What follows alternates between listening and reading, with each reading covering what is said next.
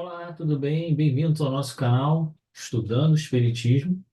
Hoje vamos fazer um estudo de algumas questões do Livro dos Espíritos sobre algumas advertências que os espíritos nos fazem sobre a nossa forma de conduta e que nem sempre damos a devida atenção.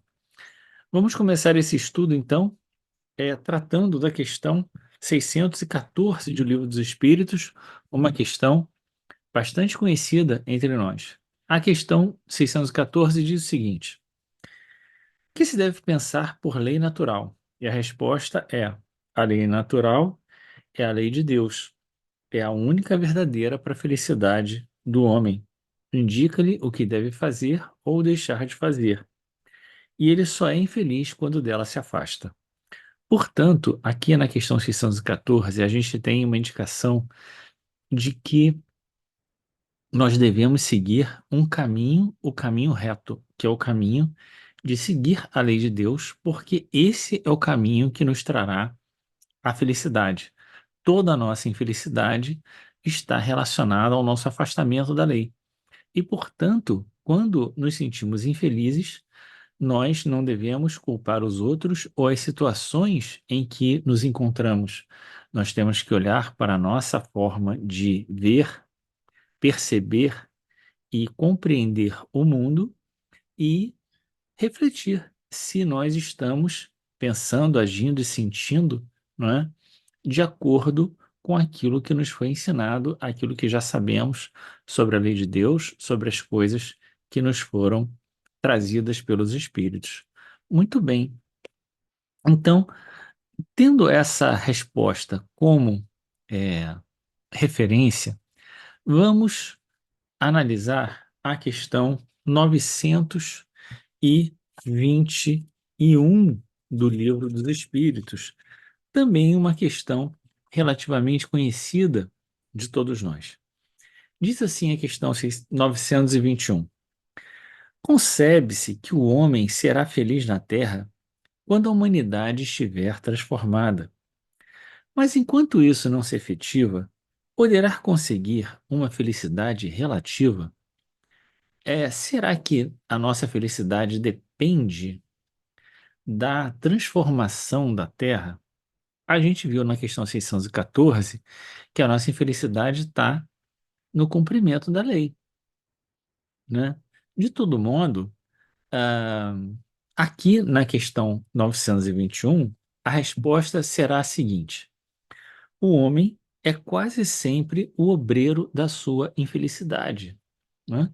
Por quê? Porque é o afastamento da lei que faz com que a gente se torne infeliz. É claro que há situações aqui, e a gente identifica no Livro dos Espíritos, principalmente situações em que as pessoas estão com uma incapacidade de manter a sua própria vida, não é? Que são questões extremas que não depende se você é, de como você está entendendo aquela situação. É claro que você pode passar por essa dificuldade com mais ou menos tranquilidade. De todo modo, é, a nossa felicidade em geral depende mais de nós mesmos. E, portanto, a nossa infelicidade também. Somos os construtores da nossa infelicidade.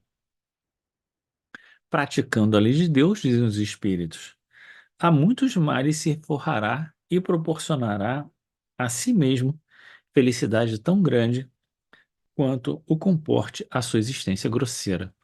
Aqui há a ideia de que a nossa existência grosseira e o limite que ainda temos de conhecimento da vida faz com que a nossa felicidade também seja uma felicidade relativa à nossa condição de existência.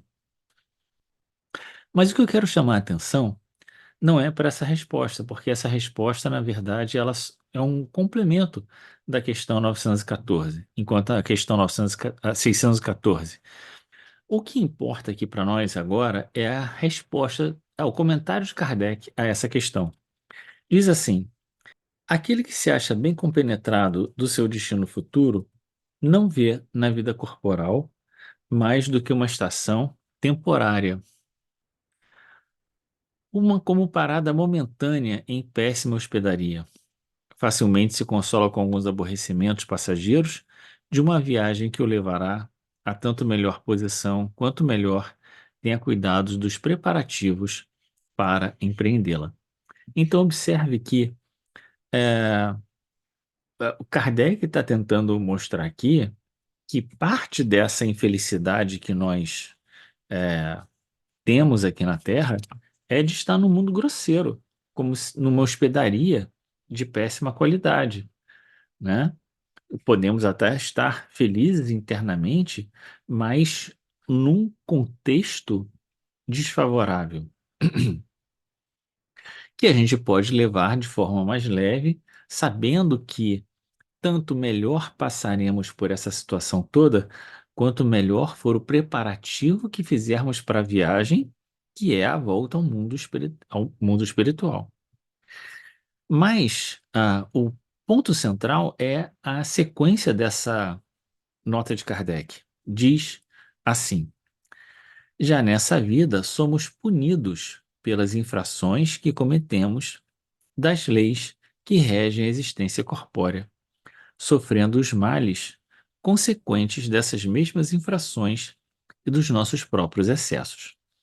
Então, grande parte das dificuldades que nós temos, e isso está bem colocado lá no capítulo 5 do Evangelho segundo o Espiritismo, que mostra que a maior parte da nossa infelicidade é aquela que construímos nessa existência, ah, e dos excessos que cometemos, né?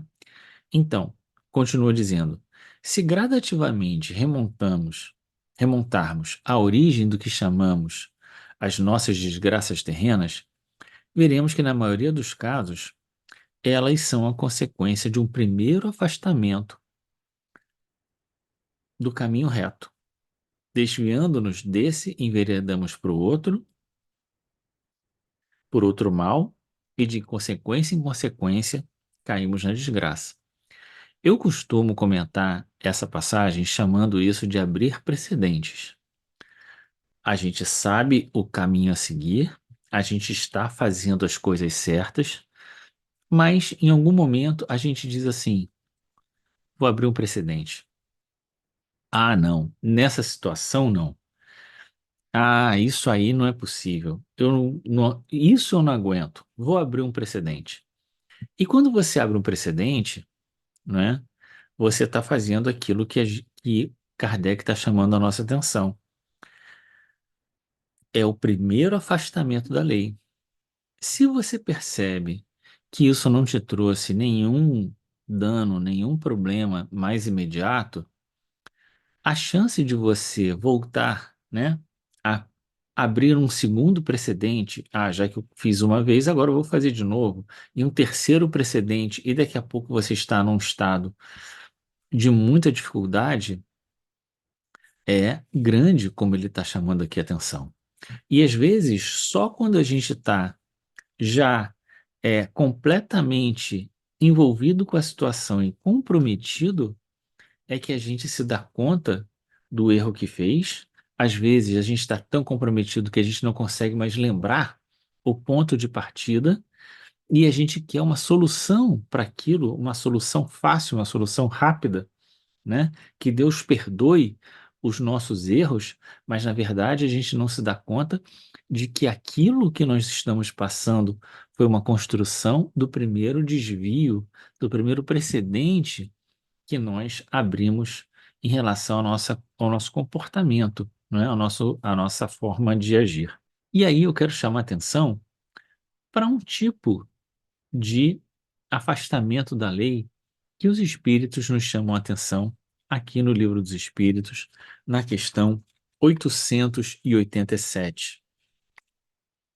Essa talvez seja a questão que nem sempre a gente se dá conta, nem sempre a gente percebe a sua importância, a importância do estudo dessa questão.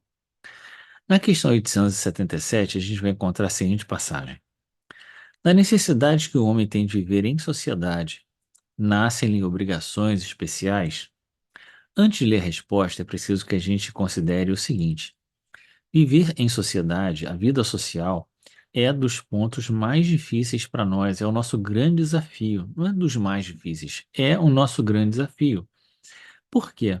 Porque estamos aqui junto com pessoas difíceis, nós somos difíceis, temos muitos problemas, por isso viemos para aqui no mundo de provas e expiações, estamos convivendo com pessoas que também apresentam muitos erros, muitos problemas, muitas imperfeições, tanto que a maior virtude entre nós é a capacidade de nos perdoarmos uns aos outros, né? A grande consolação que o Cristo dá para nós é é essa ideia, né, da caridade, do perdão e de nos devotarmos uns aos outros, de nos suportarmos uns aos outros, e então esse é o nosso grande desafio. Por isso a pergunta é: a necessidade de viver em sociedade nos traz obrigações especiais? E qual é a resposta dos espíritos? Certo, e a primeira de todas é a de respeitar o direito dos seus semelhantes. Até aí tudo bem, a gente sabe disso. Aquele que respeitar esses direitos procederá sempre com justiça. Lembra que o conceito de justiça é fazer ao outro aquilo que a gente gostaria que o outro nos fizesse. O conceito de justiça é tomar o direito do outro, o nosso direito, como base para o direito do outro. Então, se eu percebo que isso é um direito meu, eu tenho que, de igual modo, considerar que esse é um direito do outro e assim proceder. E eu tenho dever de respeitar o direito do outro com base no meu próprio direito.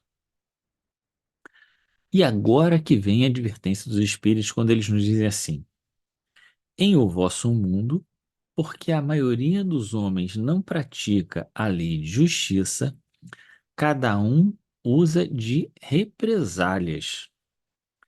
Essa a causa da perturbação e da confusão em que vivem as sociedades humanas.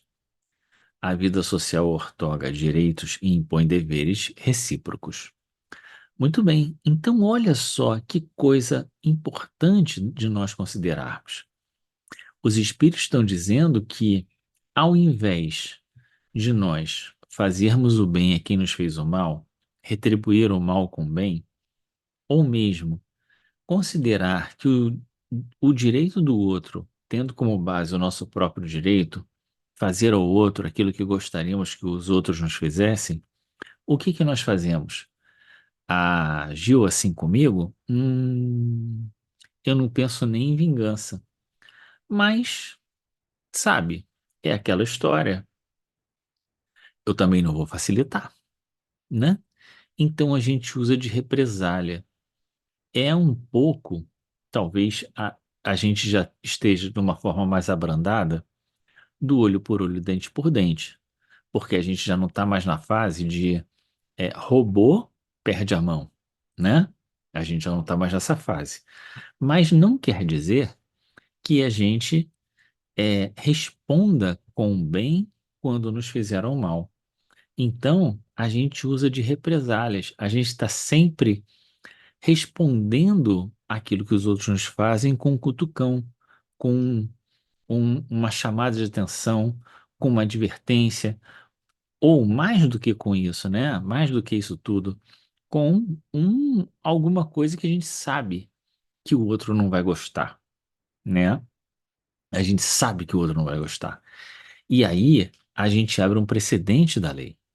A gente está criando uma razão de sofrimento para nós. E se a gente abre esse precedente, como comentamos na questão passada, e não percebemos imediatamente o efeito desse precedente em nossas vidas, uma hora ele vai aparecer. O grande problema é que a gente talvez não reconheça que foi daí a origem dos nossos males. Porque aquilo que o outro faz para nós, se está errado, é um problema dele e ele vai ter o resultado dos erros na sua vida. Nós não precisamos nem ser os justiceiros, querer fazer justiça com as próprias mãos, não é? E se já estamos imbuídos da mensagem do Cristo, a nossa postura tem que ser aquela em que a gente busque fazer aquilo que nós já aprendemos. É aquilo que nós falamos quando abordamos o tema da iniquidade. E tem um cardzinho aqui que você pode assistir o vídeo que nós falamos sobre a iniquidade, né? No capítulo do Evangelho segundo o Espiritismo, sobre os falsos. Nem todos que dizem Senhor, Senhor entrarão no reino dos céus. Por quê? O que que adianta sabermos de tudo e não fazermos aquilo que aprendemos? O Senhor nos dirá, querido, olha só, você diz que esteve comigo, mas quem é você? Não é? Praticante da iniquidade, você que fez, disse que ia fazer e não fez, fez diferente de tudo que falou, né? E é muito bacana nós vermos que no capítulo ah, 8 do Evangelho segundo o Espiritismo, no item 7, nós temos uma mensagem, que é um comentário de Kardec, na verdade, sobre o pecado por pensamento, né? O adultério, pecado por pensamento.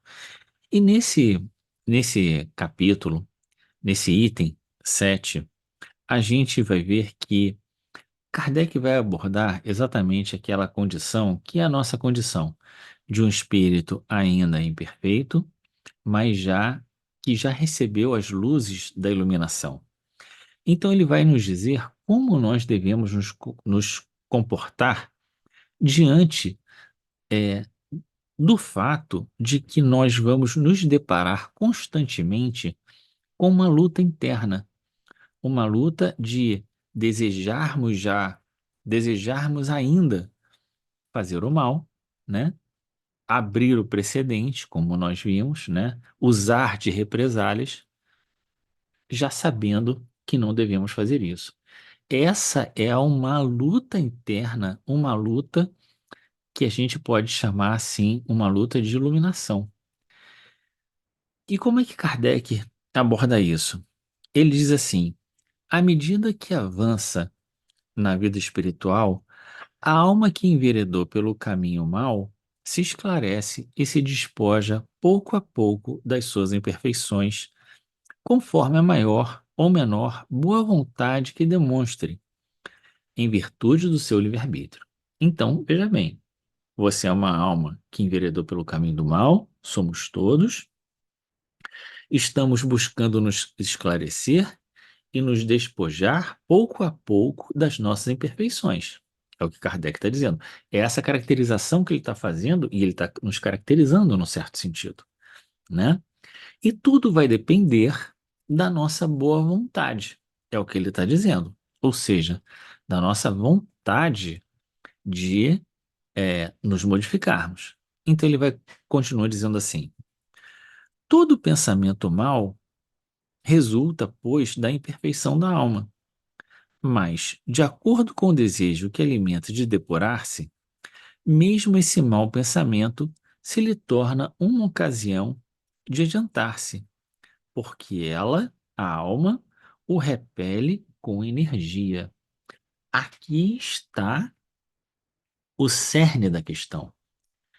Se nós temos o sentimento de usar com outros de represálias, isso nos caracteriza ainda como espíritos inferiores em processo de elevação espiritual. Se já estamos esclarecidos, não é,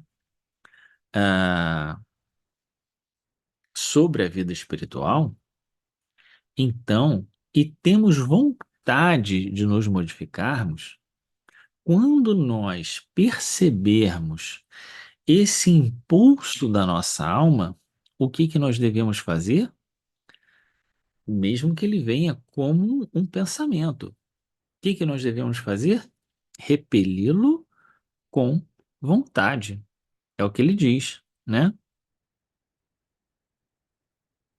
Ele, a alma, o repele com energia.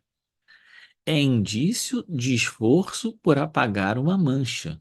Então, esse desejo que existe ainda dentro de nós é como se fosse uma mancha na nossa alma.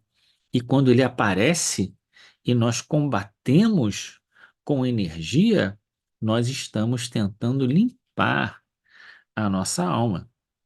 E continua dizendo: não cederá se apresentar a oportunidade de satisfazer o mau desejo. Depois que haja resistido, sentir-se-á mais forte e contente com a sua vitória. Essa é a luta que nós devemos empregar dentro de nós. Se nós já sabemos que não devemos fazer, sentimos o impulso de fazer algo que sabemos que não é bom e resistimos, combatemos, repelimos com energia esse sentimento que não é bom ou esse pensamento que não é bom, nós vamos é, vencer a nós mesmos, não é? Se a gente não ceder. Então, continua Kardec. Aquela que, ao contrário, não tomou boas resoluções, procura ocasião de praticar o mau ato, e se não o leva a efeito, não é por virtude da sua vontade, mas por falta de ensejo. É, pois, tão culpada quanto seria se o cometesse. Então, veja, se nós temos, sabemos, desejamos e combatemos, vitória sobre nós mesmos. Se nós não tomamos boas resoluções, nós abrimos o precedente. E mesmo que a gente não faça, nós é como se tivesse feito, né? Ah, como se tivesse feito, não. Se a gente não faz porque não teve ocasião de fazer, a gente queria fazer, mas não teve ocasião de fazer, é como se tivesse feito, certo? Se a gente não fez porque a gente não quis, a gente resistiu. Se a gente só não fez porque não teve ocasião, é como se tivesse feito, é só porque não teve ocasião, certo? Então ele diz, no final, em resumo, aquele que nem sequer concebe a ideia do mal, já há progresso realizado. Esse aí, esse aí já veio com progresso feito. Naquele a quem essa ideia acode, mas a repele, há progresso em via de realizar-se. Então, essa é a nossa luta, não é? Tanto em relação aos precedentes, né? Quer dizer, de não abrir os precedentes, e no caso dos precedentes, como falamos, né? De usar de represálias, né? Se conseguirmos não fazer, estamos em progresso, em vias de se realizar. Porque o objetivo, o progresso consolidado, é não mais pensar o mal, não desejar o mal, nem sequer cogitar em desviar-se da lei. Finalmente, aquele que pensa no mal e nesse pensamento se compraz, o mal ainda existe na plenitude da sua força. Num um trabalho está feito, no outro está por fazer-se. Deus, que é justo, leva em conta essas gradações na responsabilidade dos atos e dos pensamentos dos homens. Portanto, a, não podemos esperar que nós estejamos já numa posição de vitória completa, porque se tivéssemos, talvez não estivéssemos aqui encarnados. A nossa posição é a da luta interior, é de perceber as disposições internas que nós temos e combatê-las com energia, principalmente nas relações sociais, de não gerar represálias ao mal que o outro nos fez. Certo? Muito obrigado por ter chegado aqui. Espero que essa reflexão te ajude e que a gente possa, hoje e sempre, continuar refletindo sobre a mensagem trazida pelos Espíritos para todos nós. Fica com Deus, um grande abraço, que Deus abençoe você, sua casa, sua família, sua vida, a todos nós que paramos um instante para fazermos essas reflexões. Fica com Deus, um abraço e até.